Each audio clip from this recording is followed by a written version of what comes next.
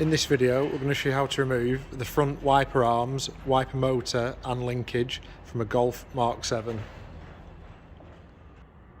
Tools you'll need for the job: a ratchet with a 13mm socket, a flat screwdriver, a T30 Torx, a trim removal tool and a 90-degree pick. First step is to remove the wiper arms. So on this one, on the driver's side, there's a little slot there you can put a screwdriver in and just pry that cap off. And then underneath it's a 13mm nut. So undo that, loosen it off a few turns and then pull the wiper up.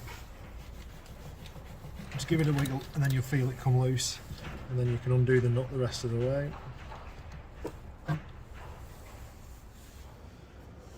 Now to remove the passenger side wiper arm, it's the same thing again. There's a little notch there, you can put a screwdriver in and just pop that cap off. And undo the nut a few turns. And you'll notice this time the wiper arm is going to hit the bonnet, so you'll need to remove the blade first. So you can push the little button in the middle and slide the blade out. And you'll be able to pull the blade up. And again, same technique.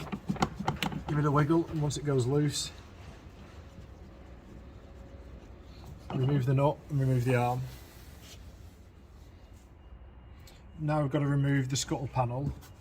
So starting in the middle there, if you pop this rubber trim up, you'll see there's a small clip holding the two halves together. If you just use a pick and just get it in and pull that clip out of there.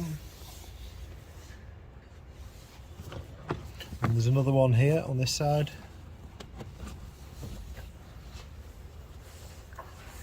And then at the edge there's this foam block.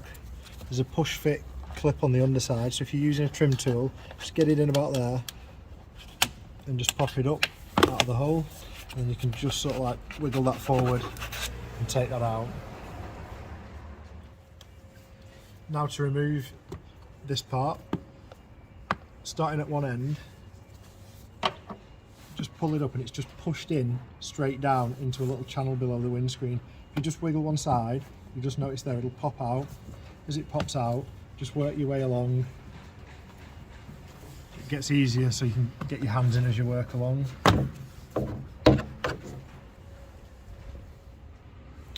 Now we can remove this electrical connection.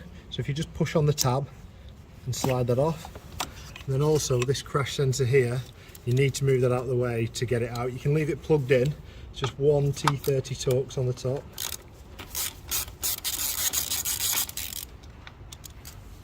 And just move that out of the way. And now there's three T30 Torx bolts holding the full assembly in. So undo all those.